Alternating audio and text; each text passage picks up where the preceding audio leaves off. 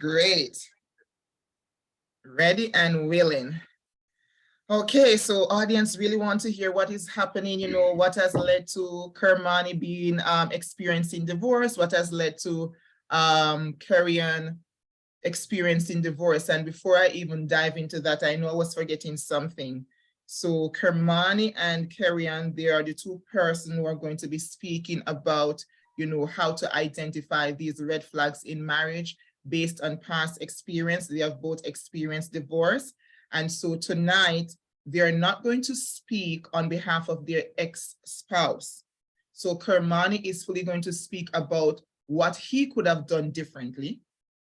Kerrian is also going to speak in terms of what she could have done differently.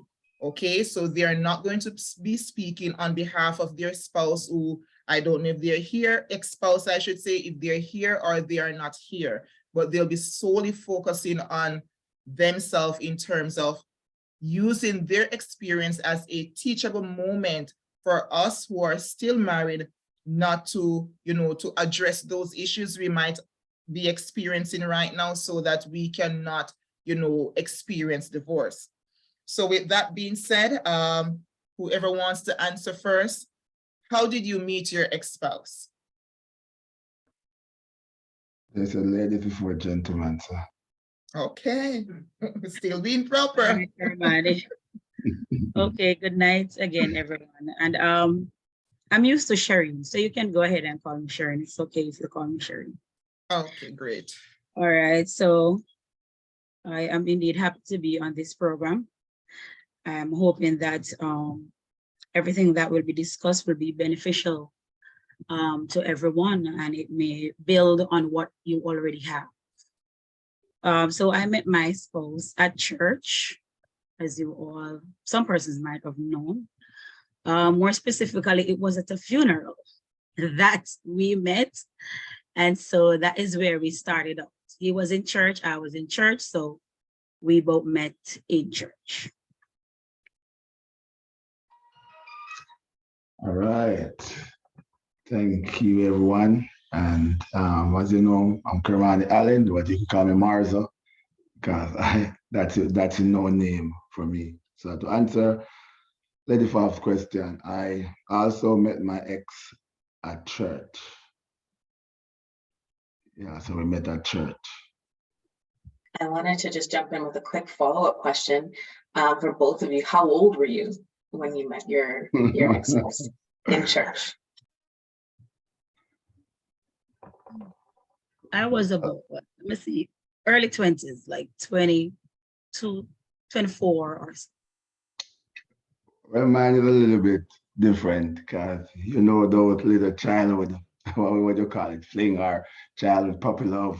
Those childhood puppy love. So mine would be coming all the way from childhood. I known her since she was 9 and I was 11. And but I would say we would start to be official boyfriend and girlfriend. She would be around 14. I was like 16. And we started saying, when you started saying, okay, she's my girlfriend, he's my boyfriend, and so forth. So somewhere around that age. Okay. And so with that being said, you know, both of you meeting each other at different age. One, you know, for instance, Shireen, she was more mature. You, as you mentioned, you know, a little puppy love, but it grew into something over time that, you know, ended up in marriage. But with that, what did you know or understand about marriage before you got married? Well, as for me, I knew that, you know, marriage was the coming together of two different persons, but I didn't know too much of what to expect, what to truly expect from a marriage. You know a little bit about the basics about marriage, but I don't think I knew the intents that I should have. I know about marriage from like my parents and you see church people who got married. So I always know that it's something that I personally want to do. And I also know that it's something that God blessed and God honored. So that's before entering marriage. I know it's a serious thing too. So with that, we're both of you again, giving different understanding of, what you know about marriage and stuff. Looking back in retrospect, were you prepared? Do you think you were mature enough to enter into such sacred covenant, even though you have, an intellectual understanding of what this covenant is all about? As for me, as I said before, we all know about two persons coming together and all of that. But the hardcore information that I was supposed to have on marriage, I know about, persons getting married in the church and all of that. But I think I could have been more prepared. I don't know if it was because my partner was overseas. We did not get that one-on-one counseling and all of that. We didn't get much of that. So we just actually went straight ahead into it, as Christians, hoping and praying that, everything would go how we wanted it to. I must say I have a lot of theory going into it, but in practicality, when the rubber hits the road, they're two different things, right? So I would say, personally, I wasn't ready and I wasn't mature enough to deal with it, even though I have all those theory, but to actually bring it into practicality, it created it was really difficult. And so this is even something for you, Ingrid, because you also do couples counseling, right? And just hearing them now speak on their level of preparation, they understood by theory what marriage is, but going in, reflecting now, they realize that they were ill-prepared somewhat in terms of, what this covenant is all about. With you giving couples counseling, how important would that be even for those, Very important. So there's a couple of things that come to mind. Part of the reason I ask about age, our brains physically don't mature to the level of adulthood until about the ages of somewhere between 21 and 26. A little earlier for women, a little later for men, just on a practical level. So even if you have the theory, the area of your brain that is dedicated to higher thought, to concrete decisions, to making truly informed decisions, is not complete growing yet. It's still kind of the brain of a teenager to a degree. So we tend to couple, especially within the church, we couple very early, and we're making very gigantic decisions for the rest of our lives, for our children's lives and our generations that come after, but we actually don't have the level of thought yet to make those decisions. Now, does that mean that God can't come in and fill the gaps? Of course, God can come in and fill the gaps. But again, I'm just, especially listening to Kirmane, that idea of I was not mature enough. Well, yeah, because our physical brain is not mature enough. And then Shireen, when I hear about, well, no counseling. Counseling can be sitting down with your pastor. Counseling can be sitting down with your elders. Counseling can be sitting down with a counselor or a therapist. Even your family doctor, a lot of the times, will do counseling. There are tons of spaces to move through. Do you know who you are as a person, as an individual yet? Do you know where you want to go in the long term of life? Do you know what your personality is? Do you know what the patterns are in the family that you came from? What are the patterns in the family that you're coupling into? Does that other person have any idea to what finances looks like, means to them? Do you have any idea what sex means? Do you have an understanding of where you stand biblically, spiritually, emotionally, mentally, education? What there's a questionnaire that I tend to give out to individuals or couples, and it's almost 300 questions that you can go through about different areas of your life. there is a 5-page document filled with questions that I can give couples and individuals that talk about what's the family you came from. So to know that, I always say we come from 2 different understandings of family, what's supposed to look like, what marriage is supposed to look like, and then we couple together and we haven't figured out yet, discussed yet, thought about, are we going to do it the way your family did it? Are we going to do it the way my family did it? Are we going to throw out everything we know and create something new? What about God's plan? How does it fit into the way we want to do it now? How does God's plan fit into who I'm going to be a year from now, who you're going to be a year from now? What about 10 years from now? What about when I fall out of love with you? Have we thought about that before we start to couple? Before we walk down the aisle, do I recognize that you're going to change and I'm going to change? And we have to decide that we're going to still stay together and figure out and relearn each other. Do I believe you're going to stay? I think there are a lot of questions that we never think about that start to come up when we start to get counsel, again, from whatever space counsel comes from. Counsel is just someone asking you the right questions to give you space and time and safety to think. A lot to process right there in terms of, because I remember too that, as you said, it's not, even though you might enter in it and not getting that preparation or having that understanding of how broad and how serious this covenant is, again, God can step into that and he can begin to, work things out, work out the kinks, iron out the wrinkles and bring things into alignment and all of that. But sadly, many have turned to divorce because, again, the understanding, as you mentioned, in terms of the transformation, I am going to change. He is going to change.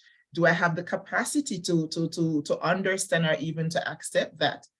Right? So it's a lot of information there. So I hope that the audience, that you're taking notes, right?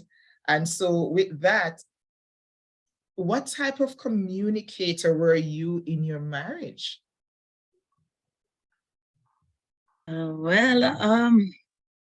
I think I was a bit assertive. I was direct as what I said what I wanted to say, as how I saw it. I tried to be expressive most of the times, but as it relates to like a disagreement, I think for sometimes I became an aggressive communicator because, we as humans, we tend to want to win our arguments. So sometimes we become aggressive because we want to have the last say and we want to know that we win the argument. And it is not like resolving it, but it's just we become so in ourselves that we want to just win the argument. So I think I was a bit assertive at one point. And then, as it relates to like disagreements, I started to become aggressive. And I'm just telling you that did not work out. It did not solve the problem. It just made it worse. Yeah. For me, I think looking back to that time compared to now, I think I was a little bit of I'm searching for the right word, but I'm a straight shooter, so I would always shoot it straight. But then looking back now, you could be saying the right thing, but how you said it makes it different. So even though I would let you know how I feel, I wasn't that tactful about how I said it. So that's what I would say. I just said it. You take it or you want to take it. But looking back now, I could have said the same thing in different way with more, that will show more love and more compassion.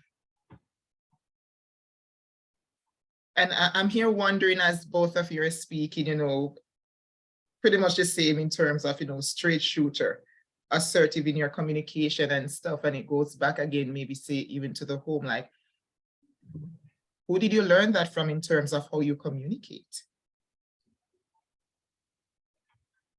Well, within my own family, my dad would be on the more reserved side. Well, it depends. It depends. It depends. What my most of my life still I've been with my mom because my dad used to work overseas, so I would mostly been with my mom. I was like my dad 3 times, 3 months for the year, and then he would leave for 6 months, come back. So, but my dad always, but my dad would be the one that would mostly communicate in a calmer way. My mother would be the one that always communicate in a more of a louder tone. So I think I see a little bit of both of them in me. It's actually the same for me. I grew with my mom. My dad was overseas, and my mom, she wanted to get things done now, right now. So she was assertive, she was direct. So most of how I portray now is basically from my mom. She was just direct. My dad, I communicated with my dad, but it was not so much. We didn't have a lot of conversation. He was overseas working. So it was just like a short conversation, more so calm, just like Kirmane. But my mom, she was more assertive. I'm curious, when you both communicate, how did your ex-spouses take that communication? Were they communicative back and responsive? Did they withdraw and shut down? What did it look like on the other side from your perspective? Well, as for me, as I told you, at times, my type of communication, depending on like a disagreement or so, I was a bit assertive, as Kirmane said. We just spoke it out, you know, not even thinking about how the other person would feel. My partner on the other side, he would just be silent. He would just give me the silent treatment. I would be the one talking, and trying to get something out of him. But I'm thinking that in his mind, that was the best way of dealing with my kind of communication at the time, just to go silent. All right, so I was the one who was assertive and trying to get things, you know, to go in a certain way or so on. So he would just be silent. I think for me, my ex would receive it in both ways. She would receive it by being quiet, and she will receive it by matching my energy.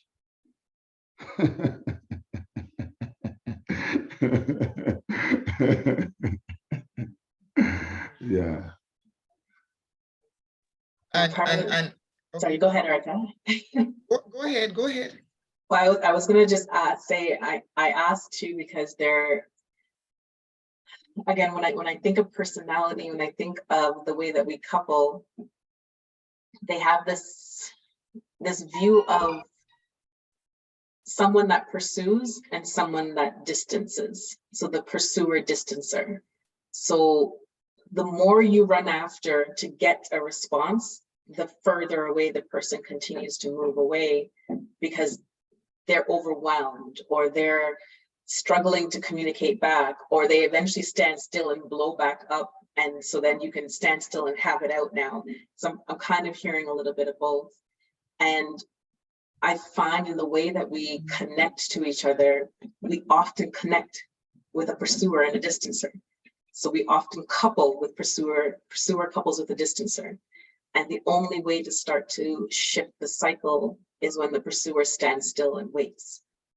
But there's a feeling of overwhelm for the pursuer as well, because we gotta fix it. We gotta do it now.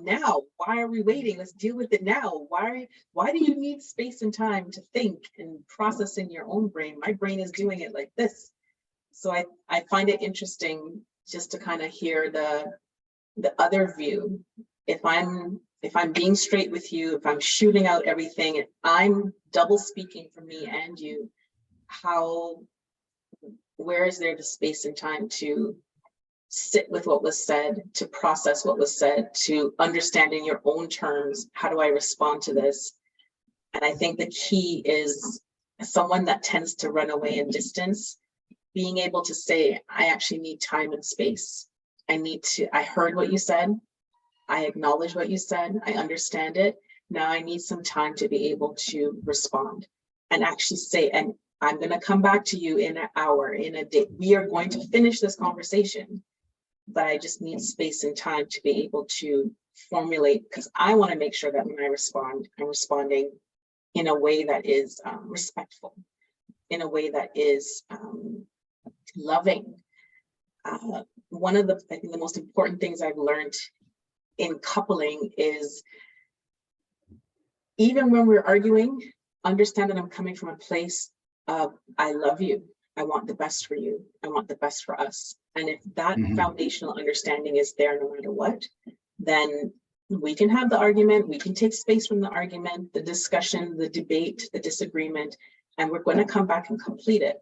But it's that understanding on both sides. We are going to come back and complete it. And it will come to some form of peaceful end. Okay, and so based on what you have said, Ingrid, so the pursuer would be those that are assertive communicators, right? And the distancers would be those who are maybe shut down, they're silent, right? And what you're saying is that for those that are maybe, they might say someone might be on the platform, you're in that kind of dynamic of relationship where one is assertive and one is more reserved, especially when there's a disagreement, right? The conversation can be had to say, okay, then from the one that usually distance his or herself to say, look, I'm hearing what you're saying, right? Give me an hour, maybe half of the day or tomorrow, but I'm just going to process what you're saying and come back to you. So I'm not really ignoring what you're saying, right? But this is my way that I communicate. This is my way of how I process information. So just give me that time. So it's best for that kind of communication to happen so that the assertive communicator knows that in the moment they are not being ignored. Exactly. And I think at the same time, though, to a degree, that's still asking a lot of people, because you have to have the awareness that as the assertive one, you are up here, and you have to have the awareness as the distancer that you are pulling back and shutting down. We don't, as humans, tend to automatically operate on, I know exactly what I'm thinking, feeling, and doing right now. We operate on an automatic response based on years of programming, and this is how I've always done things, and this is how I saw parents do things, and this is how I do things. So again, if we go back to the beginning of, do you actually understand who you are? Do you actually have the words to describe exactly who you are? Your personality, your likes and dislikes, your the things that set your system off in a good way, and the things that set your system off in a really bad way. So I think part of what I'll look at doing while we talk as well, I'll drop a few different things in the chat. So for example, there's a very quick personality, I say quick, 15 to 20 minute personality test that you can do online. It's free, but it literally, I always say, it gives you the words to describe who you are in exactly the words that you need to describe who you are, in words that you will never be able to find immediately to describe who you are. And when you have that chance to read about yourself, learn about yourself, understand yourself, your partner does the same, you share the information, and then you can start to, okay, now we can work on, I am aware right now that I'm irritated because you're not speaking to me and I don't think you're listening. And you are aware that you are getting upset because I'm getting loud, and I'm aware that we understand what's happening now. So I'll look for a couple of different links, and even if I can drop the questions in the chat, just so that you can actually have tangible tools to walk away with today too. Excellent, excellent. I want to ask you something, Ingrid. Now you mentioned the pursuer and the distant person, one in reserve. But let me see. How long do you give your partner to process? Or they would actually say, okay, give me an hour or give me a day. How long do you wait to pursue again? I think that's a fantastic question. And I think that there's no right answer. At the same time, I would not say that it is being respectful and loving for a week to pass and this conversation has not happened. Because now it's no longer about being a distancer that needs time to think and process.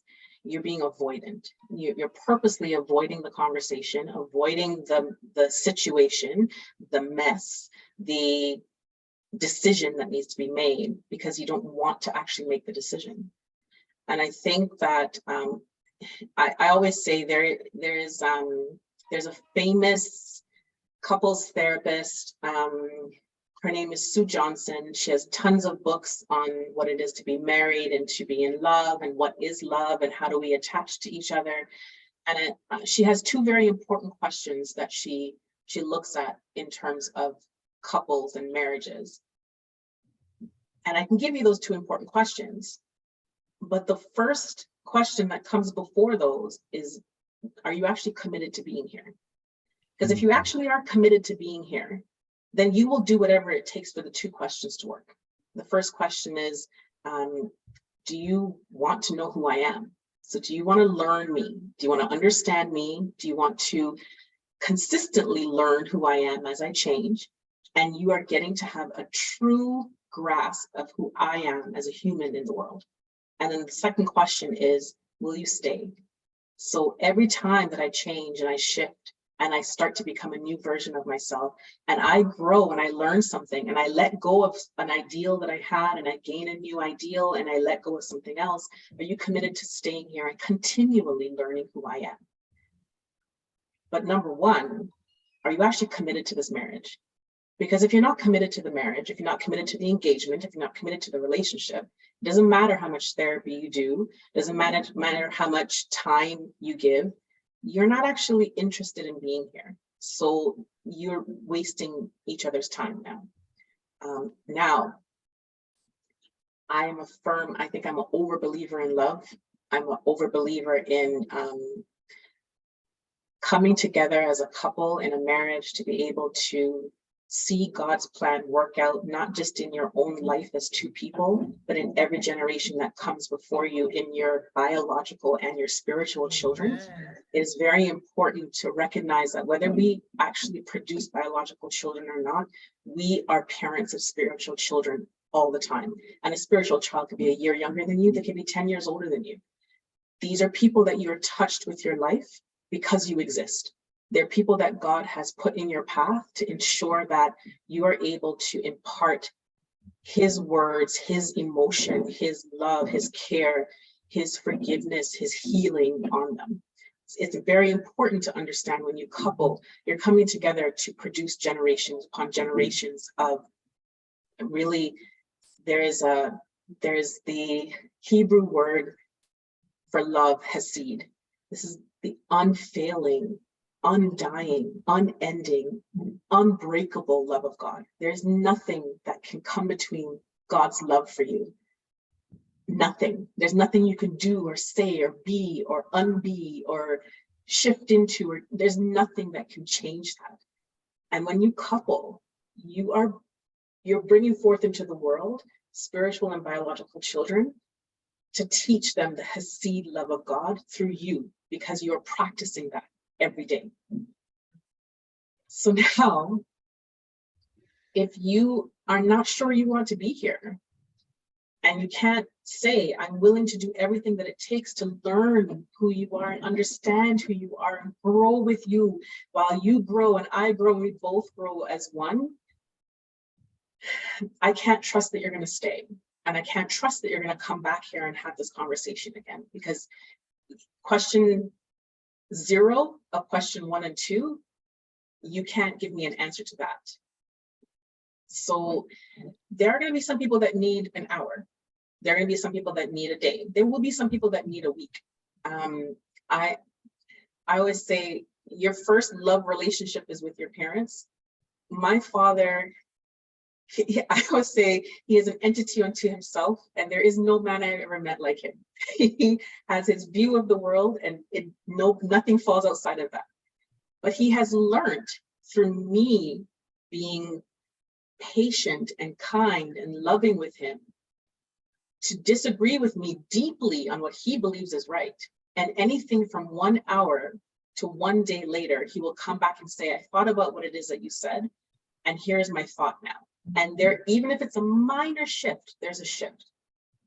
But he is committed, probably without making the decision, to understanding who I am. And that's my father. That's a very important relationship. So now when you talk about the man, the woman that you are married to, walking into marriage to, dating, if this person isn't committed to understanding you and thereby understanding themselves, they're not going to come back, because it's not important to come back. It is more important on a selfish level to feel comfortable and not have to have this conversation at all, because I don't want to have to deal with the hard stuff, because let's just keep floating. If I can keep you floating, then we don't, hopefully you'll forget this. Wow, good gems. Great information dropping there. And even with that understanding portion, right? And being committed to the relationship and taking time to know the next person, and will you stay? To kind of segue me into that particular question, to ask that question, Kirmane, Shireen, did you want to be divorced? And it might sound like a no-brainer, but I'm gonna ask it anyway. I can answer that question in a heartbeat. The answer is no. Definitely not. Definitely not. Furthest thing from my mind. Yeah, answer is no. That's not something that I wanted from my family, and that's why it hit me so hard. You know, that's why me personally, when I was going through my divorce, I had to go through therapy sessions, because there was so much that I have to deal with. So I have to go through it. So yeah, I didn't want to, and I know that's not what God wants for his children. God definitely do not want that for his children, even though he give you leeway where you can get divorced, but that's not what he really wants. So for me, that was something really, really hard for me to do, and it took me quite some time to get over it. And what we have to understand about divorce, when a person goes through a divorce, it does not affect the immediate family. It affects pretty much everyone around you. It's bigger than just you and your ex-spouse. It's right. So it's bigger than that. Right. And one of the hardest things was what my children have to go through it. My son, my eldest one, I had to put him through therapy to deal with some of the things, because he just couldn't understand. And even though I tried to let him understand, I use, my son is a smart kid, so I use his argument, like, okay, just like when you're in school and you and your friend have a disagreement, and teacher would move you guys from each other. That's pretty much what's happening. But it's smart kid that he is, he would say, but when teacher move us from each other, the teachers put us back after a time. So right, so it was something really hard. It was something really hard, but sometimes it is necessary. It's not something that I am going to tell anybody to do. That's something that you would have to come to that decision for yourself, because I am a big advocate for marriage. So I would not tell no friends of mine to go get a divorce. They would have to come to that conclusion themselves. Definitely, definitely. And so with that, just going back again to, just that gem that um Ingrid dropped in terms of that understanding portion, do you believe you understood your spouse? Looking back, I'm gonna say a lot of looking back and in retrospect. Do you believe that you really understood your spouse? Well, as for me, I don't think I understood him fully. Why? Because it was a long distance relationship.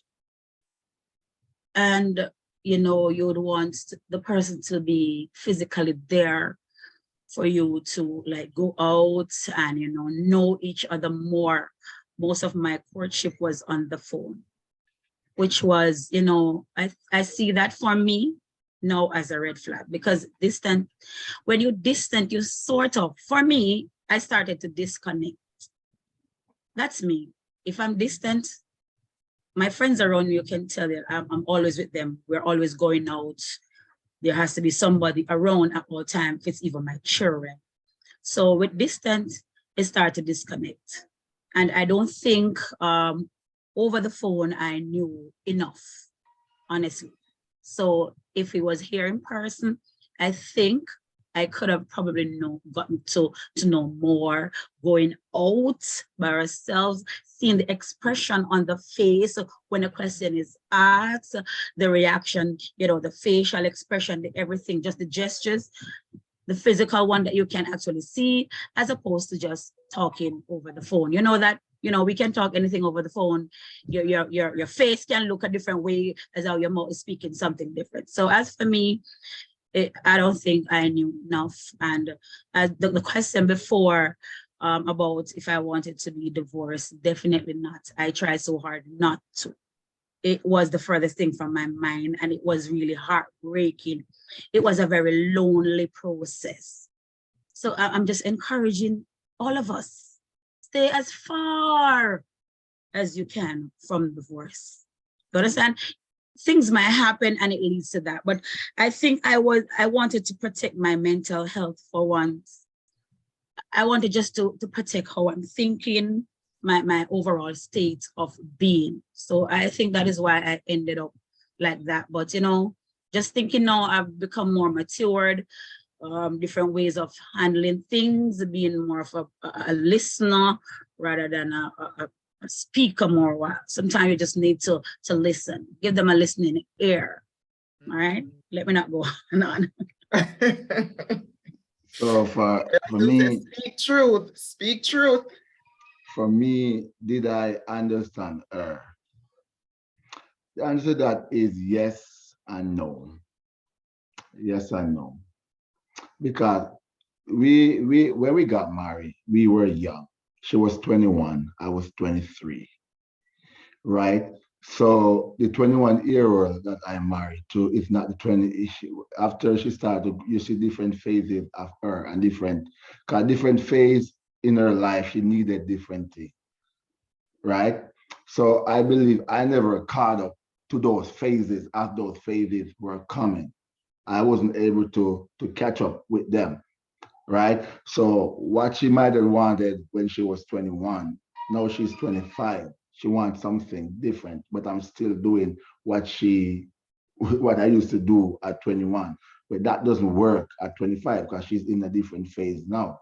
So I personally, I never do that catching up. Sometimes looking back, I would say sometimes I might would want to, but being my job too, my job as a truck driver, and I used to be long hours and gone for days sometimes and those forth. I never really get to get that bond, and so I could be able to do all those things. Because sometimes, really and truly, I have it in my mind. I really want to do certain things because it's there. I know what to do, but sometimes you know, you get so busy, caught up in taking care of the family, make sure the bills are paid and all of that stuff. So while you're dealing with the physical aspect of it, making sure that there is roof overhead and food on the table and clothes to wear. But then you find yourself in a deficit where you're neglecting the emotional needs of the person. So I couldn't strike that balance for some reason. I couldn't strike that balance, and I get focused on so much being a provider physically, and I neglect being the provider for her mentally. I just want that to make sense. So I want the guys that is listening to this part really pay attention to what I am saying here, because you could do an awesome job making sure that the bills are paid, she have a roof over her head, she have the money to spend. You could do all of those good things, which you should do. Right. Which you should do, right? So I'm saying that. But then you have to find some time and find to know her on a deeper level, more than outside of the physical. You have to get to know her emotionally. And I believe that was one of my biggest deficits within my own marriage. Thanks for sharing that piece right there, because you know the culture is very big on, you know, yes, male, they are the providers, but then it's almost like it stopped right there. I have done my due diligence. So when it comes on to know emotional intelligence, that part is totally not there whatsoever. Right? So with that being said, when did you realize that something was wrong in your marriage? Um, okay, you wanna go, No, Kirmane? no, go ahead, go ahead, go ahead. You to before. All right. Um, I realized, as I said before, that we had issues dealing with conflict resolution, and me being assertive, or as Ingrid said, I was the pursuer, right? As I asked the question purposely because I wanted to know if I was pursuing too much, because if there's an argument, I would give you time, yes. But you didn't come back to me. I don't know if it was quick enough, but I probably gave him a week or two or so, but then nothing happened. I am still pursuing because I want it to be resolved. Right? I'm still pursuing. I want to resolve it. Just talk to me. But I just did not get that. I wonder if I was pursuing too much, but I just did not get that. So how we didn't get a chance to resolve. There were so many open-ended arguments that we had before, and then more adding and all of that, and it started just to get festered because this one wasn't resolved. Then another one came up, did not resolve either, and it just started to become a sore. So that is where it's just went downhill for me. And that was like what year into the marriage? Like how far were you into the marriage at that time? Probably like, let's see, 2, 3, 4 years. It started out with simple things and all of that. And then I realized that because we didn't deal with those simple things in a quicker way, when we started to deal with all the bigger stuff, it was the same way. So that is how it was for a good while in the marriage.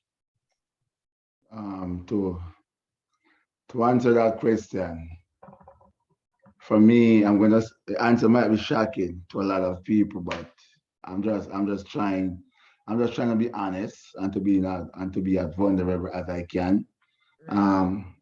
You could take it for what you want to take it to for, but my intention here is to try to let you guys don't make the same mistake that I have made.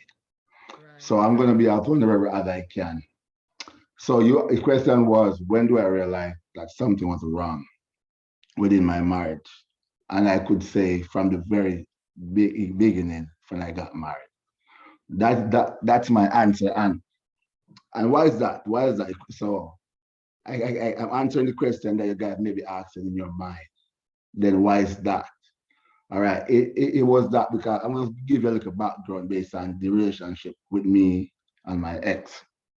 So I didn't know that we were high school girlfriend and boyfriend. And when she finished high school, her dad filed for her and took her to Canada, here in Canada. Right. So when she left Jamaica, we were not married, but we were in a committed boyfriend and girlfriend relationship.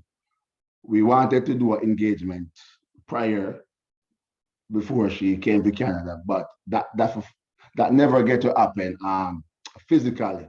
But in our heart, we would say we were engaged, even though I never put a ring on her finger. But we had all the plan. We were talking about weddings and all of that stuff. So when she leave Jamaica, me being the person who I am, young and wise and all of that stuff, I pursue different relationships while she was overseas and I was back in Jamaica.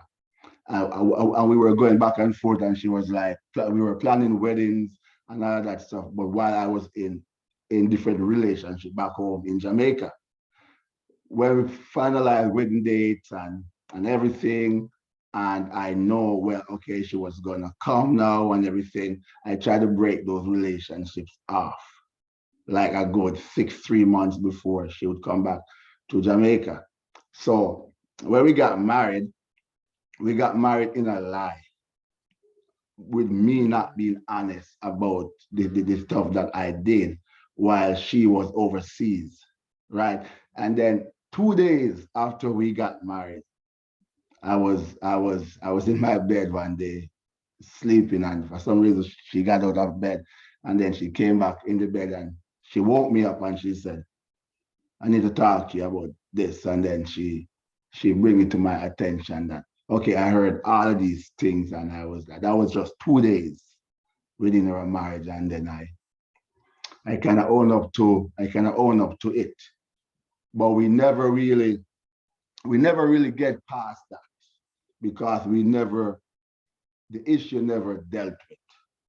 Right. So throughout our marriage, that was always an issue, the issue of trust and the issue of all of those things. And a good marriage, if you don't have trust in the marriage, it's like a car without gas.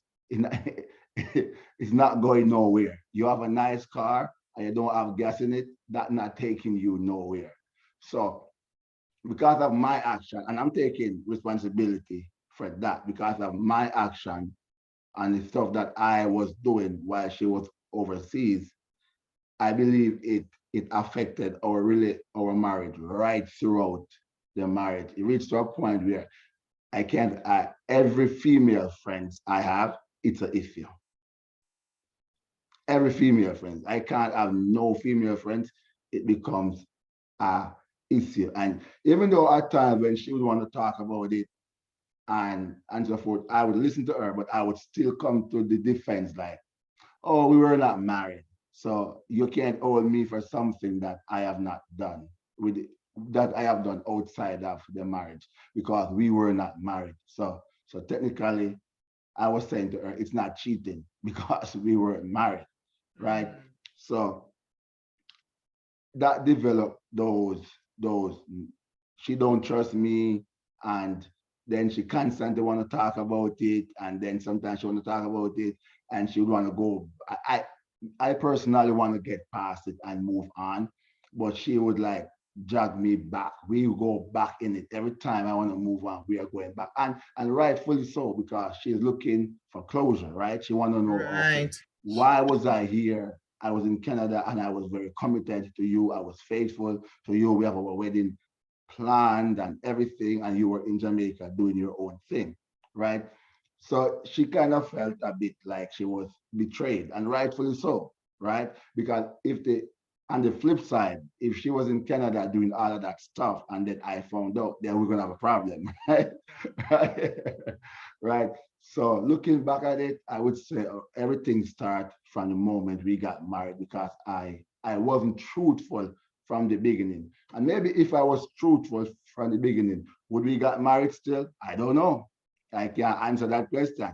And maybe we would, maybe we wouldn't.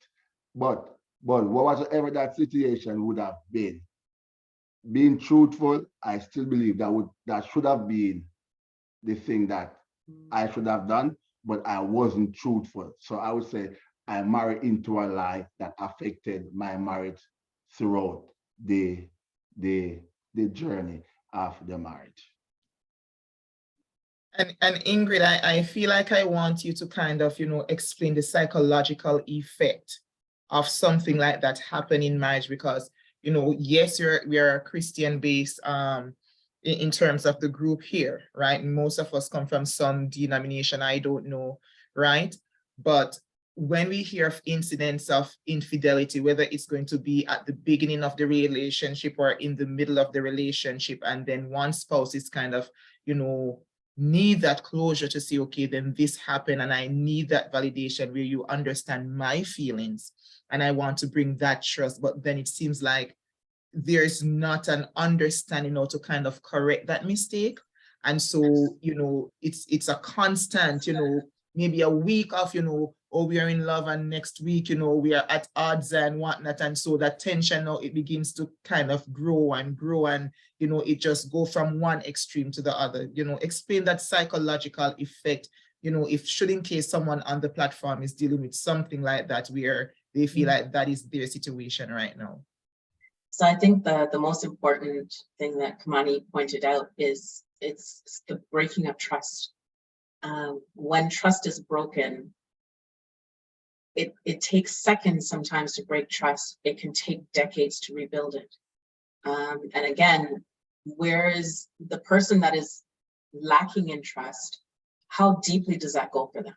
Are we talking about, I watched my parents walk through this, my grandparents walk through this, my siblings, aunts and uncles, and I was supposed to be different? This was supposed to be different? Are we looking at, if I was so sure about this and I trusted my gut and I stood up for you and said no because we made a commitment and I trust him, and then or her, and then I find out, okay, well, how can I even, because it goes beyond even just how do I trust someone else? How do I trust myself? Because I made the decision to believe. I made the decision to stand firm on this. And I put my flag in the ground and said, this is firm, solid ground, no matter what. So can I even trust my own gut instinct? So again, it's something that it deeply affects the core of who you are. And if your core is rocked, if your foundation of who you are is damaged, cracked, broken, destroyed, you are now not only trying to build back the relationship, but you're also at the same time trying to build back the core of you. And you don't have an understanding of how to build back the core of you, because if my instinct was so deeply wrong, how can I ever trust myself again to trust someone else? I can't trust myself, let alone trust someone else right now. So is it possible to rebuild the trust? It definitely is.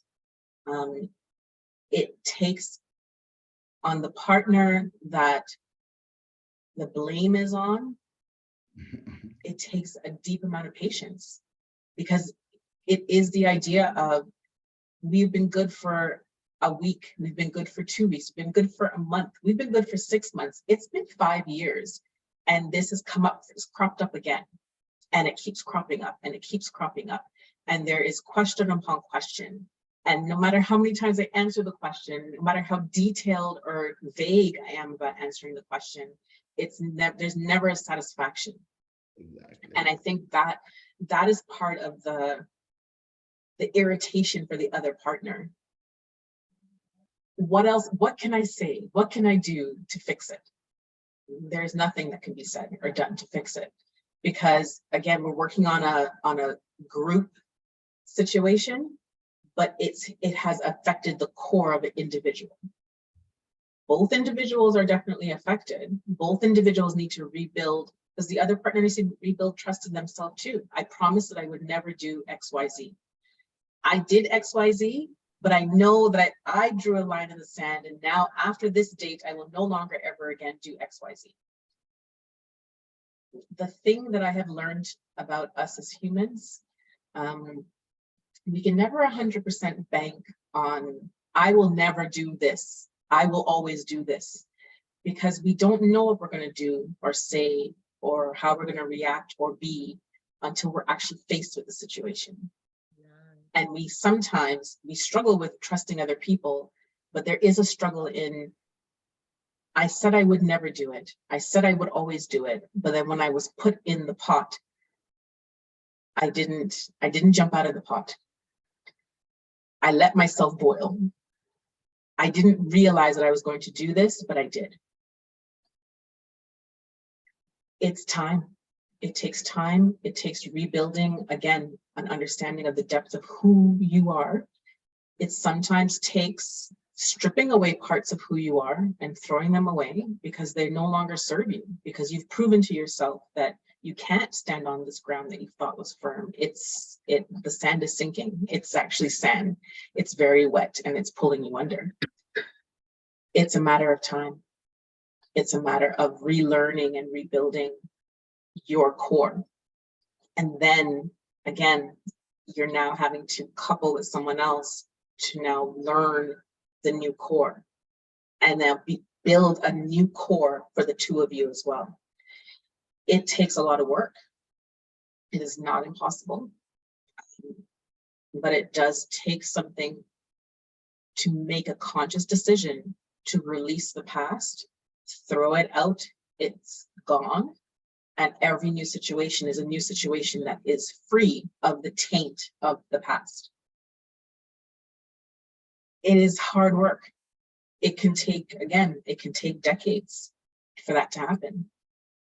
Sometimes it's as much as the question pops up, the curiosity and the worry crops up, but are you going to act on it and actually say something? It doesn't mean that it's still not affecting you. We're not only talking about forgiving what was done, but we're talking about forgetting it. We think of the way that God deals with us. When we have done something that grieves God's heart, we want the forgiveness, we want it to be forgotten, we want it gone, we want it erased and never to exist again. And he gives us that. We are not God. It takes a lot more for us to be able to walk in that. It takes help. And again, help is your sister, your friend. Help is your neighbor, your parent, your counselor, your pastor. Help is anything that actually helps you. Help is reading the book that teaches you how to get what's head knowledge into heart knowledge, and then be able to then put the heart knowledge into action. It's not an easy path to take. And I think it's part of the reason why, especially as Christians, it's like, just don't even climb in the pot. Don't stand away from the stove. Don't touch the stove. But until we're in the situation, we don't know what we're going to do. Patience, I think, is the key. I'm just thinking here, Ingrid, in terms of a situation like that, right? How do you really initiate the process, right? Because again, to have to deal with the person who has been hurt, right? And to deal with that, you have the conversation about it, right? But then it's coming up again, and then the person who has committed the act will, have to do some work where you can't just brush it away and say, oh, we talked about this already, so why are we revisiting this again? Because again, what that is going to do is to totally, negate the other, party's feeling. So is there a safe way? How do you initiate the process? How do you initiate the conversation to get to that place of healing? There is a thought that as humans, we run towards pleasure and we run away from pain, always. It is painful for both people to relive this over and over again. And we tend, even though I'm bringing it up, it's in an effort to dull the pain of it. Whether we are talking about, and part of the issue that we have to understand as well, it's not just the hurt, we're grieving as well. And there is no process when it comes, there's no time frame, there's no process when it comes to what grieves our heart. The grief is literally loss. And we tend to think of it as a death. We have lost someone, but we can grieve an item. We can grieve. And I think the most important thing as humans, we deeply grieve expectation. I had an expectation. I had a plan. I thought that this was going to be this way. And so part of this bringing it up again and bringing it up again, it's part of the grief process. I'm trying to understand. I can't understand the loss that just happened, and I need to put understanding and meaning to the loss. And sometimes there isn't a lot of meaning beyond the expectation is gone, the item is gone, the person is gone, the relationship is gone, the idea that I had is gone.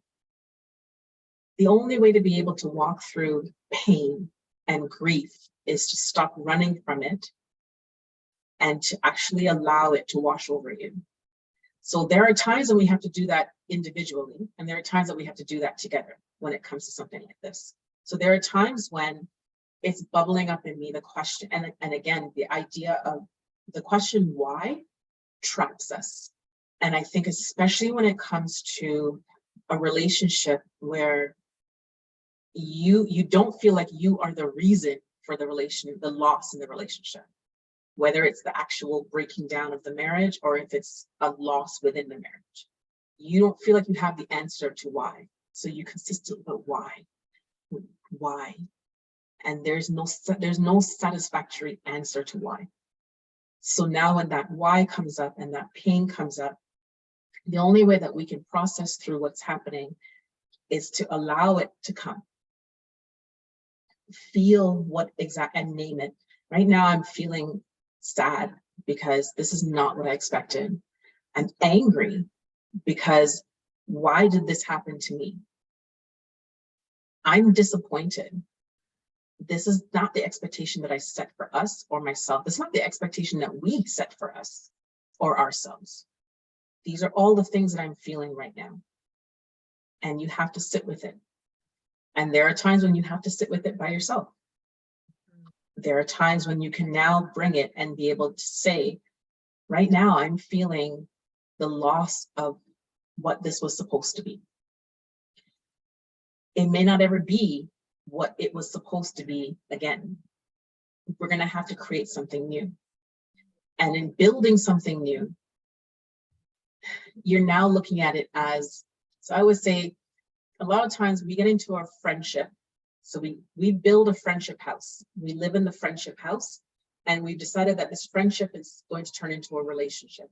And so we build a wing onto the house.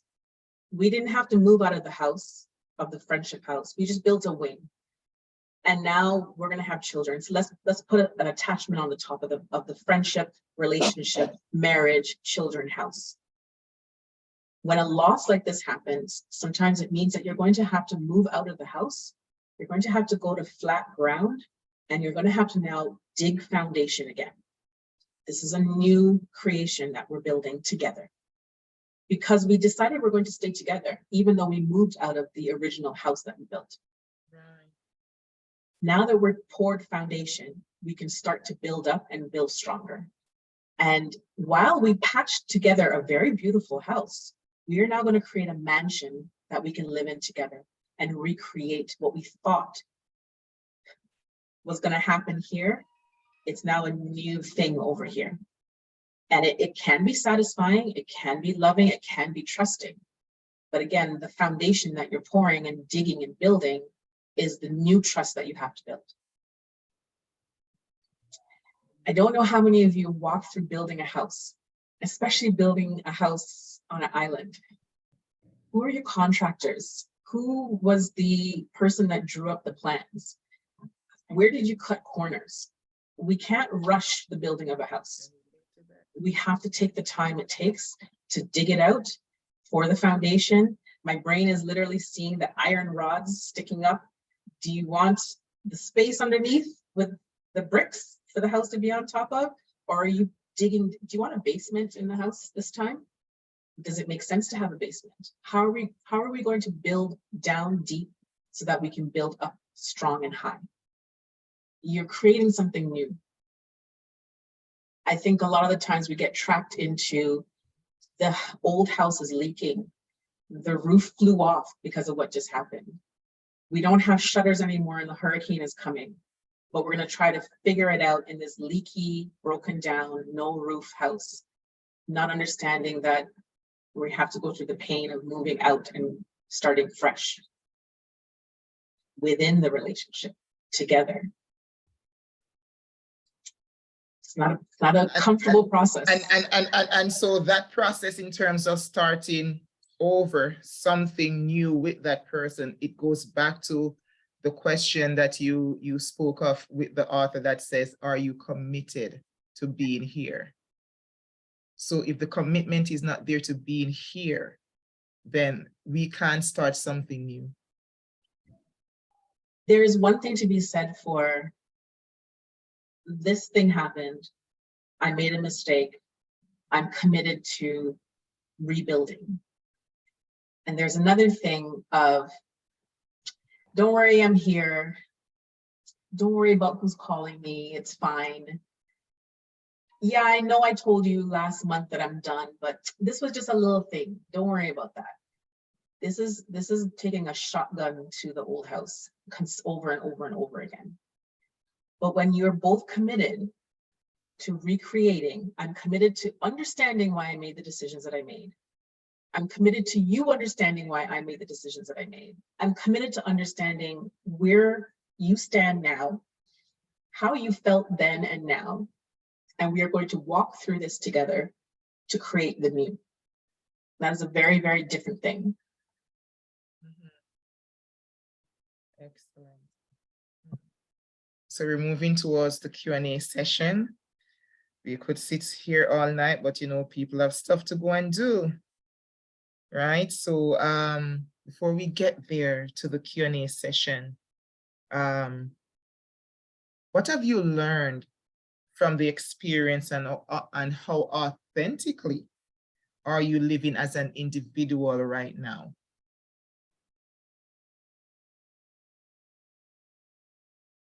I think as for me, I've matured. I've learned to listen more. I've learned that, you know, as Ingrid said, two different persons coming together, sometimes you just have to compromise. Is either his way, her, or her way, or you just make a way together. As an individual living now, it gets so lonely at times, especially being a single parent mom, and you know, taking care of the children all by yourself.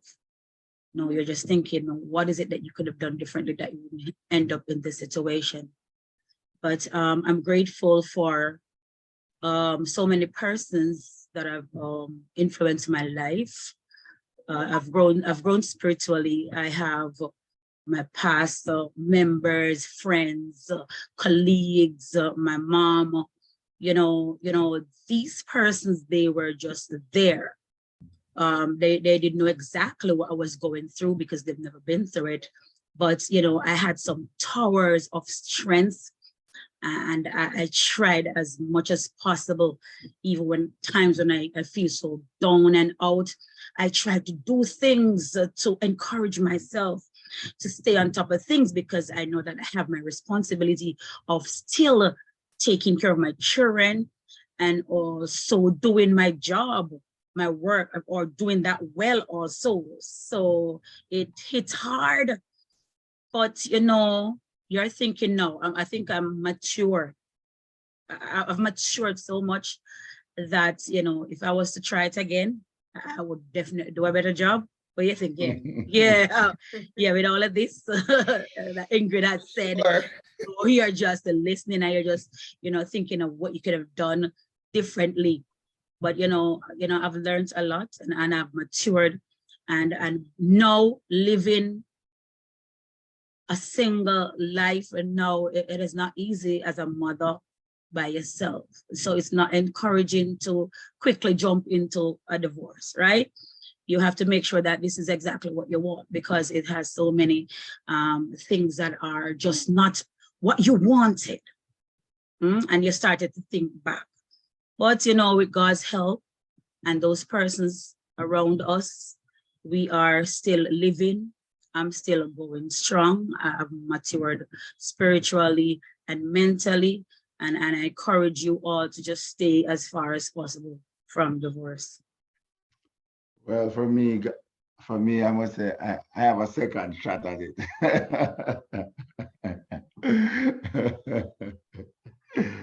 Yes, I have a second shot of it. So right now, I'm currently married to my beautiful wife. I think she's on listening to me. Thank you, baby. Um, so what I've learned, I told my wife that she's getting a totally different man from my ex. And my ex, stuff that I'm doing now, my ex would really, really love me to do them. She would really, really love me to do them. I remember I was having a conversation with her, and she was saying to me, you have changed. And I said to her, yeah, I have to. Because if I don't, then I'm gonna get the same result. Because when I do some introspection, some things that people don't want to do nowadays, because it's always nice to throw the blame on the other person, right? It's not my fault. The other person was so bad. Let me just throw this out there. To who's gonna get, to who is single and about to get married. Let me just give you this one for free. If you're dating somebody who has been in a relationship before that never worked out, and only thing that the person can talk about why the relationship never worked out is because how bad their ex was, that's a red flag. That's a huge red flag that that person is not mature enough to take accountability for his or her own action. Because it doesn't matter how small your part of it is, you play a part in the relationship never worked. You have to contribute something to it. So I'm just throwing that out there. So I think I am more I think I have learned how to be more, and I'm still working on it, how to be more emotionally available to my wife. Because I have learned that if she's not okay emotionally, then trust me, a lot of things that's not okay. That's right. Yes. So so I Sure. have grown, and I really love the person that I've grown into. I really love this version of me. And it's sad that it takes a divorce to get me here, but I'm here now. And I would not want a divorce for any of you guys out there that is listening to me. It's not something that is easy. It's something that is rough. It's tough. And I wouldn't want it for you. So if you're in a marriage right now that is struggling, there is no pride in go seeking help. There's nothing wrong with it. That's something that in my with my ex we have never done. we have never go seek counseling or nothing like that, right? So there's no shame in it. It's very obvious that just like if your car break down, you're gonna bring your car to a mechanic to get it fixed because you can't fix it. So it's just like your relationship. Is there something not functioning? Is something on your car not functioning? You're gonna bring it to go get it to go see what you can get it fixed. It's just like your relationship. If something is not working, go try to get it fixed.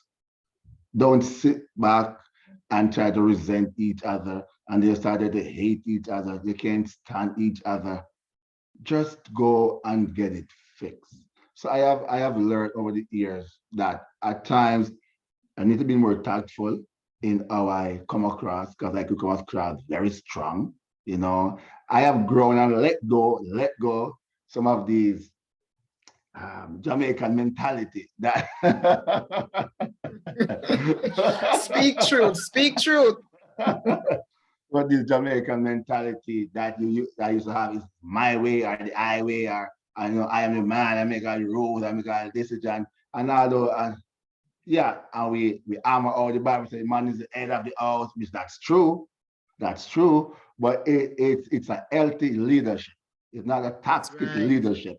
It's a healthy leadership. So sometimes we misquote we use the Bible in way to do what we want to do, right? So I have grown inside this to this person. I think I'm more understanding, and I think I know my wife, current wife, now have a better version of me than what my ex-wife had. Excellent. So in wrapping up this portion, what is your final message to the audience? And for me, as I thought about the audience that would be here today, I'm thinking about you're gonna have individuals who have experienced divorce here. You're going to have individuals who they're on the verge of, tying the knot. And you have individuals who are presently in a marriage and it's not really going according to plan. There's a lot of tension. What's your message to those three types that might be here this evening? As for those who are married on this platform tonight, I think Ingrid mentioned you want to know if you're really committed to this. So if you're committed to it, stay in it. It's a covenant that you made with each other and also with God. Take time out to know your partner daily. You could be married for 10 years, but you still might not know everything. So you have to try to know them daily. And one other thing, you have to find an effective way of resolving conflict. It's very, very, very, very important. When disagreements come, you have to develop a strategy as to how to deal with it. And you do not take too long to deal with it because it can really get out of proportion. For those who are single, you want to get to know that person. You might not know everything, but you find different ways of finding out about the person, learning about their families and their family background, what they really want, what their intentions are, their values, what they really, like, about if they want a family, are they family oriented? You need to know all of these things. You want to get counseling for yourself only and for the person only, and then you can get it together. For those persons who are divorced, I think, over time you've matured, just like myself, and you can use these past experience to build on making better decisions. Because I know that we don't stay on one level, all the time, especially if you're a Christian. You know that, persons are there to encourage you and you're going to start looking into things and how you could have done it differently. So if you're divorced, use those past experience. Don't let it happen again. Or, you don't want to be that person who is always on the downside.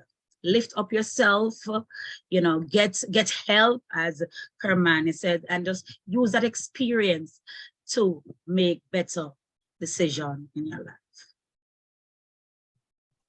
Thank you. Amen. Excellent advice. I concur to everything that you have said. Yeah, Sherry, but I just want to throw this one out there to if you are married, always remember the reason why you are married.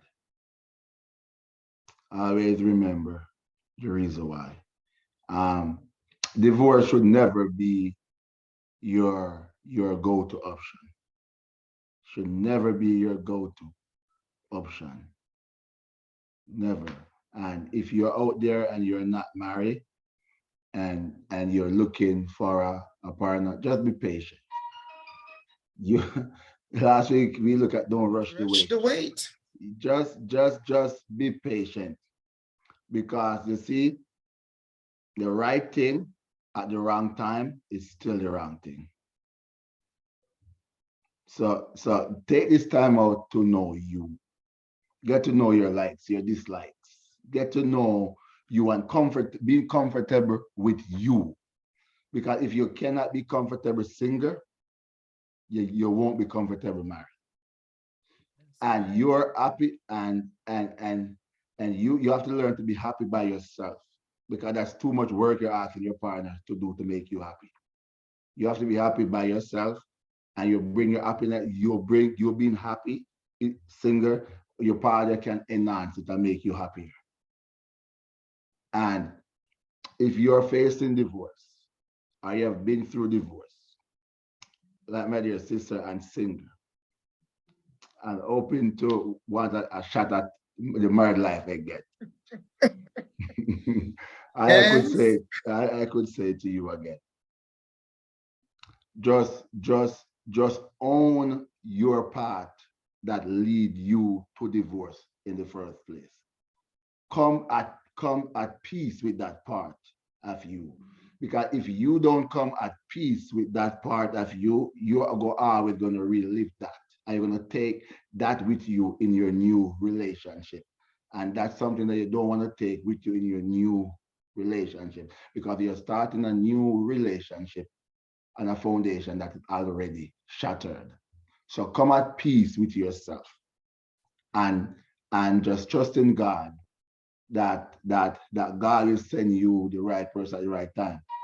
And also those red flags that you oversight in your next relationship, in your first relationship, be more careful when you're venting the person. Be more careful, because dating is, to me, I see it as an interviewing job.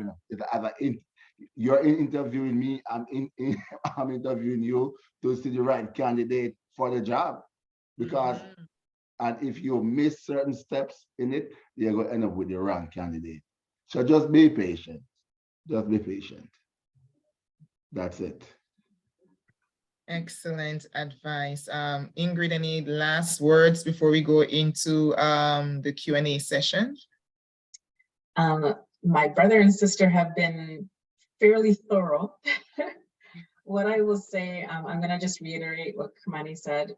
It is vitally important to understand who you are when you're single. And once you learn how to understand who you are, as you move through life, whether you are single, dating, married, whether you have gone through a divorce, you will be able to continue to relearn yourself as you shift and change and you learn and grow. The one thing that I will say, for those of you thinking about divorce, and to validate those of you that have been through a divorce, I always say being a married couple is like being two trees that grew very close together. Your roots are intertwined, your branches are intertwined, and sometimes even the trunk of the tree, it's wrapped around each other. And when you divorce, it's like taking a chainsaw to the middle, and some of your roots and branches are left in the other person, and some of their roots and branches are left in you. And it's like having phantom limbs that are gone. You don't know, you can still feel the pain, you can still how do you continue to grow? How do you heal? You have to learn how to heal. You have to be able to take the good of what you learned. You have to be able to release the bad of what you experienced. We have every single one of us gone through some level of pain and trauma in our lives. From birth until this point, there is something that you have walked through that was painful and that grieved your heart. They like to talk about the little T trauma and the big T trauma. It is just trauma. There is something that you have dealt with and it affects you. And because it affects you, you learn how to create protection for yourself. And the biggest, most important thing about coming together with someone else, you are learning to reattach. You are learning to heal the broken places. You don't forget, because you need to remember to see the red flags, but you need to be able to release and not place all of it on someone else. When we attach and we attach well, when we can trust that we are secure with someone else, we flourish. From birth, children that are not touched, that can't physically feel love, will die. You can feed a child till their belly is full and they will die if they're not touched, if they're not feeling that physical care in their life. As adults, we aren't really much different. We can go through an emotional passing and we will shut down parts of ourselves that we need to be able to couple well. You want to find a level of security within yourself. You want to relearn yourself, trust yourself, love yourself so that you can partner and do the same with someone else and offer the same to someone else. I think Kirmane again mentioned, don't rush. There's nothing, anything that God has brought to your life that is supposed to be in your life, there should not be any feeling of unease, confusion, or rush to it. It is going to move in the pace that it feels natural because He placed it there for you. I was going to mention, I dropped the link, the personality assessment link in the chat. Because of the way the chat's set up, I can't give you the files. So I'll send them to Lady Erica so that she can disperse them as whether you ask her for it or she decides to give it to everyone. I will leave it up to you to decide. It's all up to them. If you need it, I'll send it to you. So, okay, so come on up. So thank you again for being candid, Shireen, Kirmane, and for Ingrid being here as the professional guiding the conversation. So this is your moment. Was there something said that you think you needed more clarification on? What's coming up for you that you think you need clarity on, right? So this is the moment. We have a professional here, people. Do not let her little wisdom go to waste. Use it up, use it up. All right, so first question. Go ahead, Anne-Marie, unmute yourself and say what you need to say. Good night, everyone. Very good platform, I will say, Erica Appleton for very informative.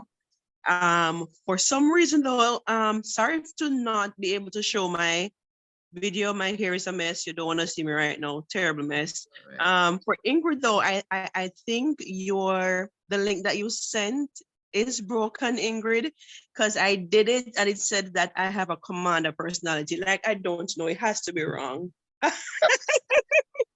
Say again, it says that you have a commander personality, like oh my God. So I would say the biggest thing about the link, don't pay attention too much to the title, what you're focusing on. So it's called the 16 personalities, and it's called 16 personalities because it's a combination of 4 letters, and there are 16 different combinations that you can look at. So what I will mention, when you do the link, it's going to give you about 8 pages worth of information about yourself that you can read. And when it gives you the 4 letters, and I'm going to say 4 letters because that's the most important. It adds on a 5th letter, whether a T or an A. It's something to pay attention to, but the 4 letters is really what you want because it's giving you an idea of how you process the world. So that first letter, for example, is going to be an I for introvert or an E for extrovert. And it will tell you the percentage of each letter that's in there as well. And so depending on the letter, it gives you an idea of how do you take in information, how do you process information, and then how do you output it. On the left-hand side of the page, it will give you, you can either scroll to the read through the first part, because it'll be your introduction, scroll to the bottom. There are a few cartoonish looking figures. That say, yes, so it'll say, this is a personality in the world that is similar to you. This is a personality on TV that's similar to your personality. But it will give you an introduction, strengths and weaknesses. It will give you, I believe, how are you in romantic relationships? How are you as a parent? How are you in career? How are you in an actual workplace? How are you as a friend? What's your conclusion? And the thought process is read through all 8 pages, see what you deeply identify with, because if you really feel like, wow, this really is me. And again, I always say, but I would never have been able to explain to anyone that this is who I am. And then as you go through, you want to kind of see what do you deeply identify with, and the places that you see as potential weaknesses. The one thing I like about this assessment, depending on the experiences that you have in life, it can change. So you can do it today and it might give you a commander personality, but really, let's say it's a ISNP, I'm making things up. But then you can do it a year from now, and depending on what you've walked through in life and how things have shifted you, your personality could shift. And then that will, again, you can reread, so who am I now? How have I changed just because of what I've experienced in life? I've had one of my best friends, we did it together, and then we shared it with each other to help to understand each other better. And she had walked through some really, really painful losses in life. And then she did it a year later and her personality had shifted. And it actually shifted for the better because she's now coming out of the what am I thinking? Kind of walking through the path of darkness and trees, and you're in the woods. She's coming out into the light. So you're now seeing the shift in, I was not in a great place when I did it the first time, and a year later I'm in a better place, and this is actually how I process and see the world now, because this is what I've learned. Okay. I do have another question though. Sorry to take up so much time. I listened and I could relate to Shireen. I don't know if she's still here, regarding resolving conflict. Like when she was speaking, I was saying, hey, I'm not on Zoom. Why am I on Zoom? Like everything that she said regarding resolving conflict, or how she would communicate, that's basically me, right? So I am like, listen to me, this is what I'm saying. Let's do this right now. Let's resolve this right now. So you did mention, and Kirmane did mention, what if, like, so if you have that communication or communicative skill, right, where you are a pursuer, and what do? Like, you don't pursue, you just leave it as is and wait until, because I've been married for 6 years, this year would be 7 years, and boy, sometimes, oh my God, I want to pull the air out of my head, but I will not go there, right? So see, being that I am a pursuer, which I did not know until tonight, very, very good, very, very good. I'm not taking up your time. So seeing that I am a pursuer, what do I do, or what do I not do? That's my question to you guys. So I'll answer first. It is very important, very, very important to have people in your life. And by people, I don't mean your mother, cousin, auntie, friend, tanty. I'm talking about 1 to 2 people that you trust, that you are comfortable modeling yourself after. that you are comfortable knowing that you can go to them. So a lot of the time as a pursuer, part of the reason that it has to happen now, you need to be able to, there are a lot of thoughts happening in your head. There are a lot of questions that are popping up, and it's almost uncontrollable. And so part of processing a lot of the time for a pursuer, I need it to come out of my mouth. I need it to be said out loud. I need my own ears to hear what it is that I just said. I need to hear it bounce off of someone else, whether it's the person I want the true information from or someone that is neutral. So it can come back to me, and whether it's coming back to me so another part I will add, these 1 or 2 important people in your life that you can trust to be not judgmental, not take your side just because they're on your side, but to actually give you advice if you need it, or a listening ear if you need it. Because sometimes you need to speak as much of it out so that it's out, you can now rearrange the puzzle pieces, and it helps you to understand what's happening better, so that you can have now a more calm, peaceful, and straightforward conversation. So there's a view of it. I actually had a client explain it to me this way in their life. Do I want the mouth or do I want the ear? Am I coming to you because I need you to just listen to me and let me process what's in my head? Or do I need you to tell me, ask me questions to help me process? Or do I need you to give me your advice? I think a lot of the times we believe that our spouse is supposed to be the one person that we do all this processing with. And that is not how we were created. We are created to definitely couple and couple well. We're created for this person to be the most important person in our life. But there are conversations, processing that we don't have to do immediately with this spouse. We need to have trusted mentors and or friends that we can go to, because they're not closely tied into the situation, and they have a more objective bird's eye view. Now, again, I'm going to stress, this does not mean that you're talking to everybody in your life about what's happening, because then you're now polling too many people, too many opinions.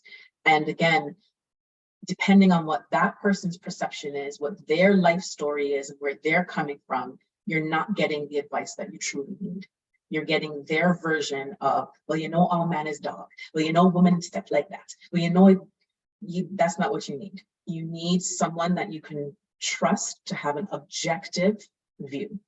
A lot of the times, especially in the church community, we look at this as a couple. You should have a couple that's ahead of you in the journey, that is walking the journey well, that you can come to as a couple or as individuals to give you advice or a listening ear. So there are times when, to shut yourself down as a pursuer, you need to let that person go and process as they need to process, and you need to go and process as you need to process. So whether that is with a therapist, because a therapist it is a non-judgmental space. It is a space where this person, they're not on your side, they're not on their side. They're going to be asking you questions for you to be able to gain insight for yourself on where you are, where you're coming from, why are you going down this path, and what do you now want to see as an outcome. So I think it's important. In my relationship world, I'm usually the pursuer.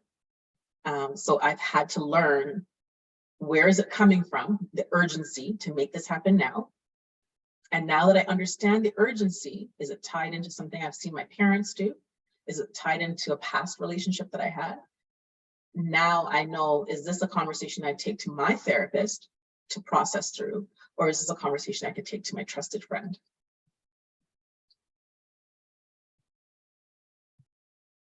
Are you good with that response, Anne-Marie?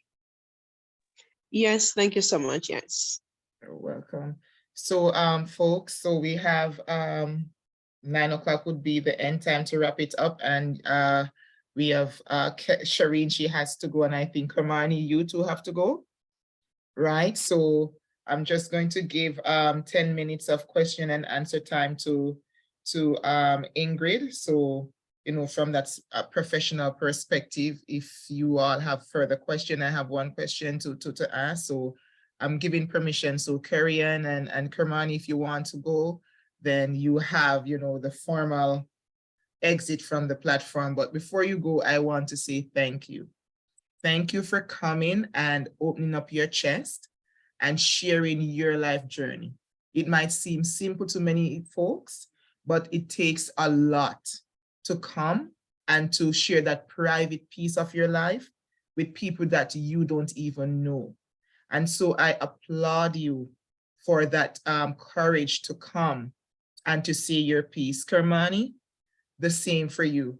To be vulnerable, as you mentioned earlier, to even, you know, expose that skeleton in the closet, you know, that dark past, and now say it, because again, you know, there's a possibility, okay, I'm going to be judged. But for you, you're looking at it as a teaching moment for others. And I applaud you on that. I pray for both of you that, you know, God would do amazing and marvelous things in your life. So let me not hold you. 10 minutes more left, so Ingrid can answer the questions that the audience has. So thank you again. So one question, you want to say something? You want to say something before you go? Yes, you are most welcome. And I hope that, you know, it was beneficial to everyone that is listening. Let's just continue to pray for each other, and we will be the best that we can be. Love you all and take care of yourself. Yeah. Bye. Bye. All right, guys. I just want to say bye, and I hope you guys have a productive 2023. And for all who married, stay married. Who's looking for love, don't give up, but don't rush the wait. That's right. Thank you. So Ingrid, a question here is, why is it normally said or usually said that there will be days when married couples don't want to see their spouse? Is it something all married couples go through? That is it a normal part of marriage? I would say that it is a normal part of marriage. I would say that, again, as humans, the one closest to us is usually the one that can hurt us the most, the one that can irritate us the most, the one that knows how to push the buttons, whether they are doing it consciously or unconsciously. So there are times when we do want to step away. Now, the question though I would then have is, but what does step away look like? Does that look like you go upstairs, I'm staying downstairs? Does it look like I'm going to go take a walk and I'll be back in an hour? Does it look like I'm going to rent a hotel room tonight? I'm going to sleep by myself and I will see you tomorrow. And again, because we're dealing with individuals, we're dealing with personality typing that you're coupling with, you're dealing with past experience. How does the walk, how does me being upstairs or downstairs or in a different room or in a hotel room, how does that actually play out in strengthening or damaging the relationship? So I think that we always need space from each other. That personality assessment, there is that, again, I always kind of stick with the letter I, the letter E, the introvert and extrovert. Introverts need time by themselves to recharge and reset. So part of what you want to look at as well, are you married to someone, or are you someone who is very drained when you are having to talk to, be with, spend time with other people, even if that person is your spouse? It takes a lot of energy as someone that's introverted to be connected to someone else. And especially the more you feel for someone else, the quicker they can pull energy from you. Now, usually introverts, when they are feeling safe and secure in a relationship, they are comfortable having a spouse, a child, a friend that's close, be close to them, because again, if they feel safe, it is not a deep drain on their energy. It's comfortable. So it's not to say that introverts can't couple and couple well, But even with those that you're closest to, there are times that you need time alone. And there's nothing wrong with that. There's nothing wrong with that as long as the person that you're connected to understands that, because they understand you. And I find, again, an introvert tends to marry an extrovert a lot of the times. So when you go to the family function and the extrovert is all over and connected and yes, and they're the life of the party, and as the introvert spouse, you're going to sit back and you're quiet, and I speak when I'm spoken to, and I really didn't want to come tonight, but I'm here because you want to be here, and it's your people, or even if it's my people, or it's those people, and I have to do the thing. It takes a lot of energy to be on as an introvert.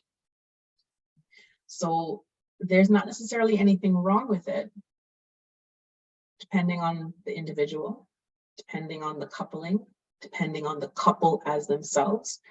Can you discuss it? Can you have an open, honest conversation about it? Can you say, this is how I feel when you want to be away from me? Can you say, this is how I feel when I have to be up under you all the time, and I do need space and time to myself?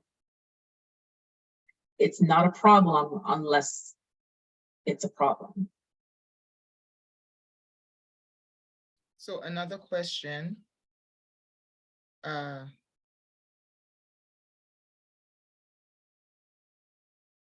What do you say about separation? Is it something that is advised when you realize that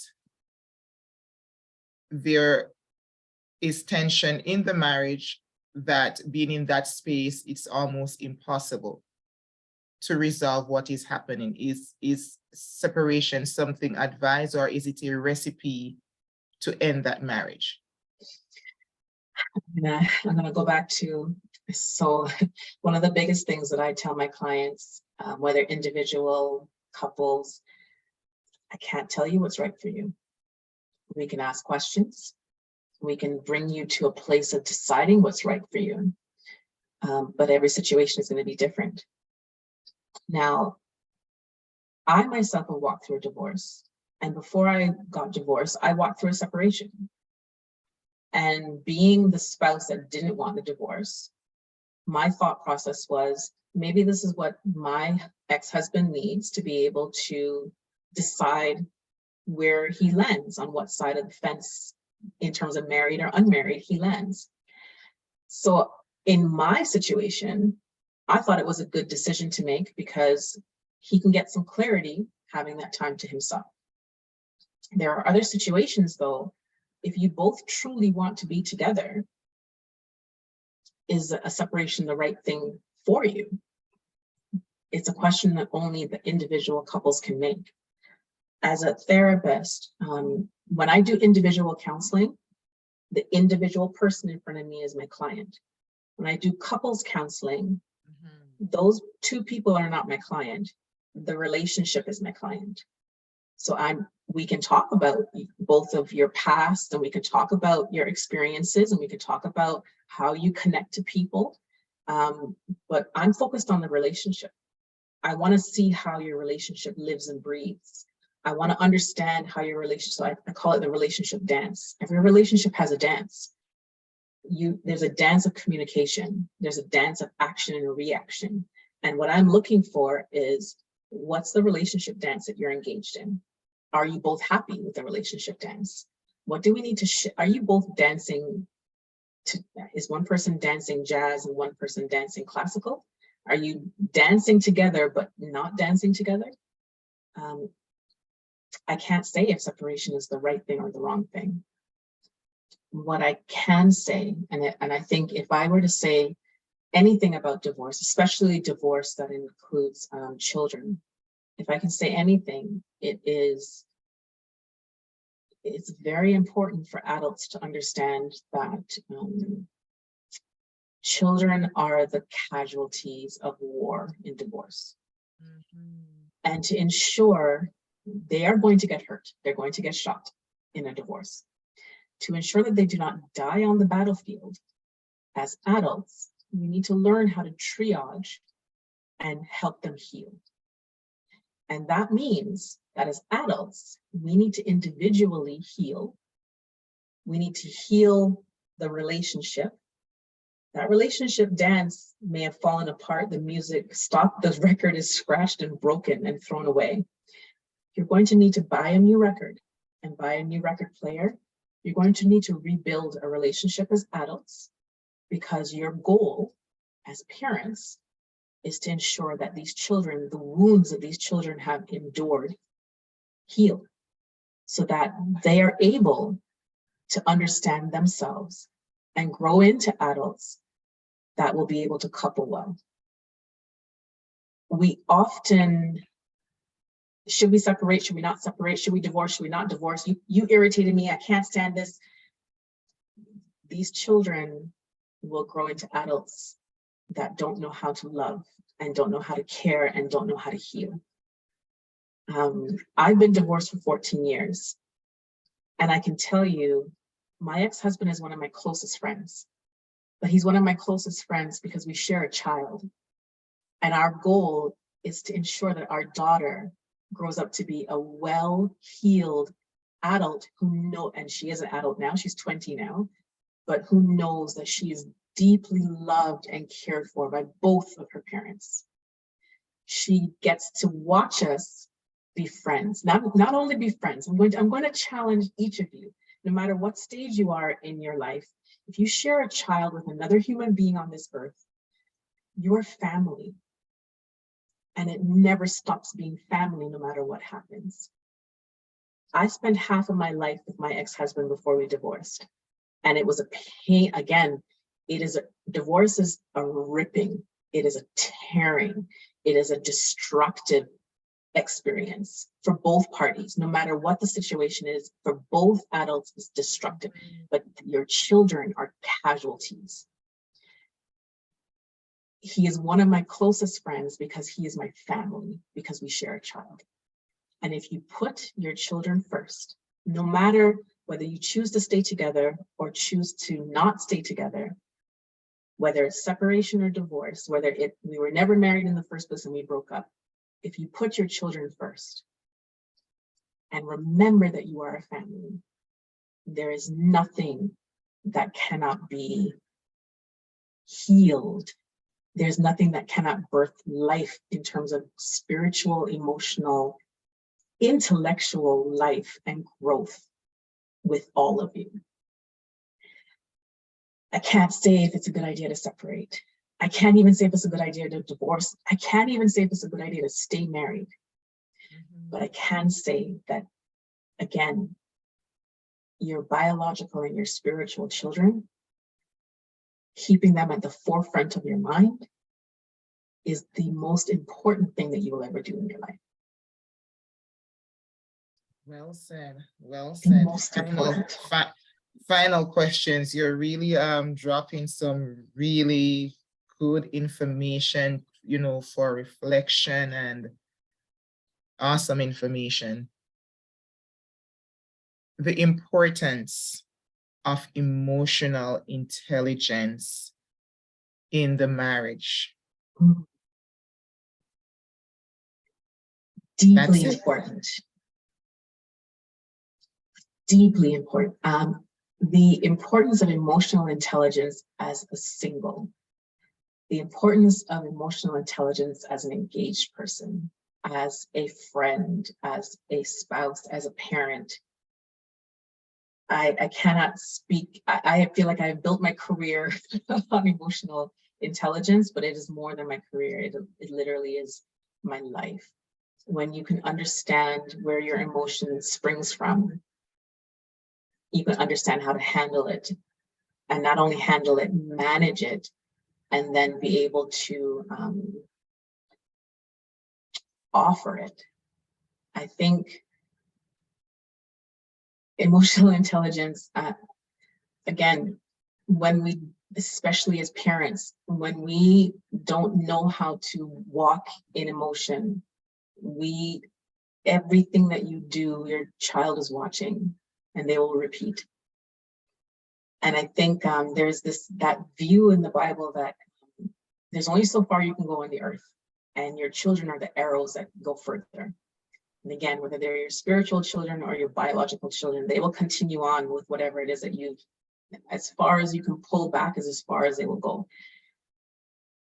But it means that whatever it is that you are doing, they're magnifying, because you pull back and they go much, much further. So now you think of someone that's emotionally stunted.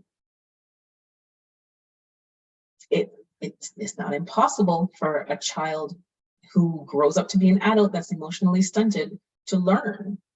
It is just that much harder.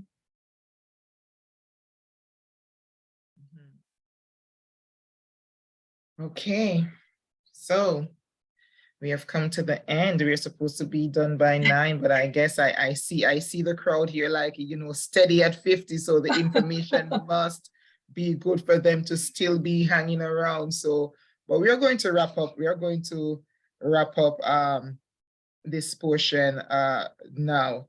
So we have our Apostle Stewart online. Am I correct? Is he still there?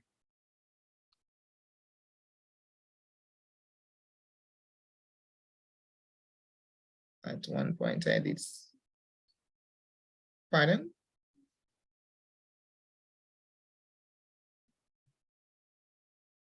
Maybe it's the wrong Stewart.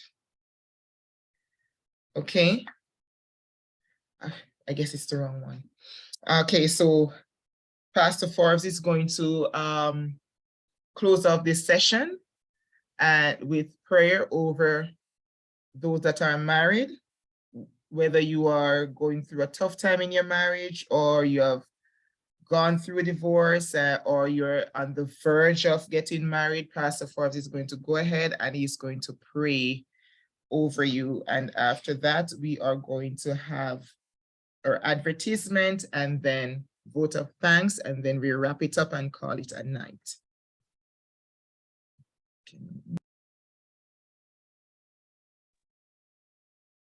Good evening, everyone.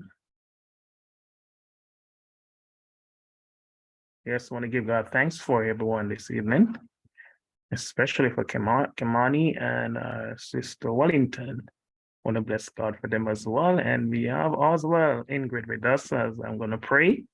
I pray that the Lord will hear and deliver and set free, and for everyone else that may gone to divorce as well, and planning to that this prayer, and with the help of everyone that was here tonight, would make a difference in their lives. Let us pray. Father, in the name of Jesus, as I come before you tonight, I give you all the glory and all the honor. And so, mighty God, we want to thank God for this medium in which we can come at this seminar and learn, Almighty God, of what your people, our family members, have been going through. Mighty God, tonight, I just want to thank you for each and every one that took the initiative to be here to let this be a success. But most of all, I pray, God, that your Holy Spirit will continue to lead us and to guide us as a part of the family, and maybe for those that may be not a part of the family, but are listening as well. Father God, I put to you Sister Wellington, who had spoke her truth and what had transpired in her life to cause a divorce. And so, Father God, knowing that going through a divorce at times is not easy, but I pray, Father God, that you will continue to be her strength and help her, mighty God, that as she has been through that pain, she had this privilege to share and to help those that are alive to know that it's not an easy road, but with God, all things are possible. May you bless her continually, and may you continue to bless her family as well. Keep her mind in perfect peace. And I pray, Father God, that you will favor her tonight. And I pray that you will guide her step. And I pray that you will continue to work on her behalf, the things that she desires from you. Mighty God, I pray tonight that you will remember Kirmane as well, who took the initiative to share his truth with us. And so, Father God, it was very informative. And I pray that everyone tonight that may be on this platform may have learned something and that it will be a help to them. But most of all, I pray that you will bless him. I pray that you will strengthen him. And I thank you for allowing him to come and share his truth with us tonight. Father God, may you continue to be his strength and be his strong tower. And I pray, Father God, that you will let no weapon, no forces that may rise up, that it will not overtake him in Jesus' name. Bless them both tonight and sanctify them. We give you praise. Mighty God, we thank you for Ingrid as well, who you had allowed to be here. And so, Father God, you allowed it to be here for a reason, and we are grateful. Thank you, God, that you had allowed her to accept this opportunity by sharing and giving her truth as well for us to learn so that we may not be in the same situation, or for us to be straightened out and to be that better person in relationship. May you bless her, mighty God. May you strengthen her.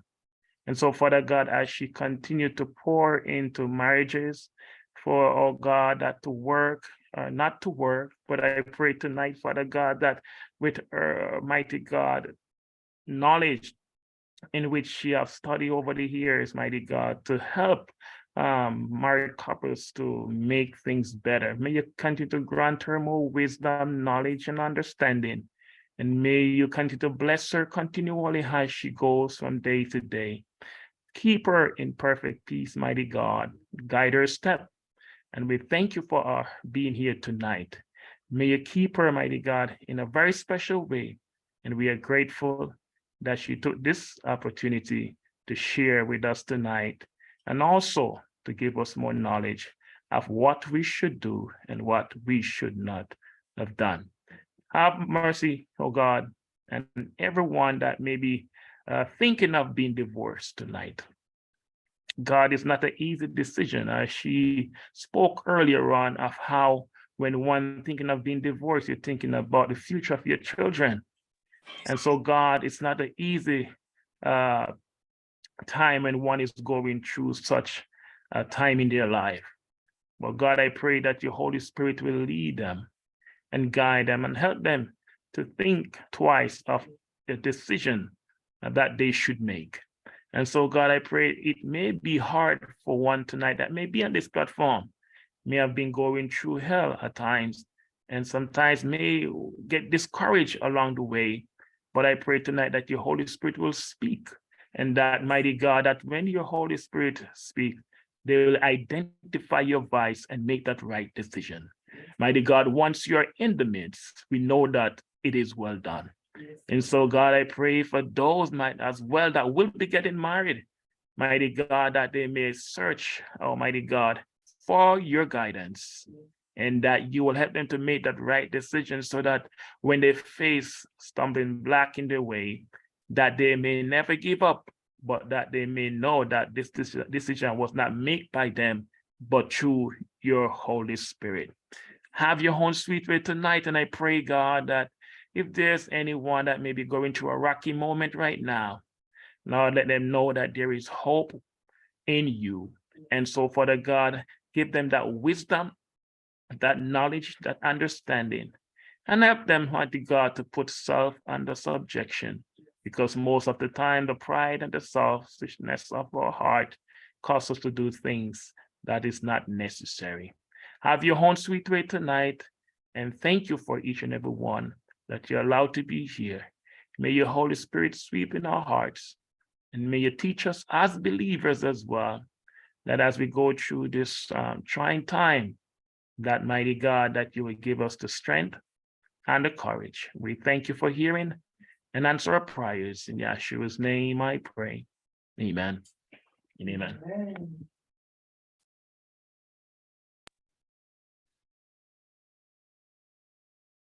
Amen, amen, and amen. Thank you, Pastor Forbes. And so before we go, don't go, wow, like the number dropping out. Don't go, wait until the advertisement come on now. Sister Clark, are you ready to do your advertisement?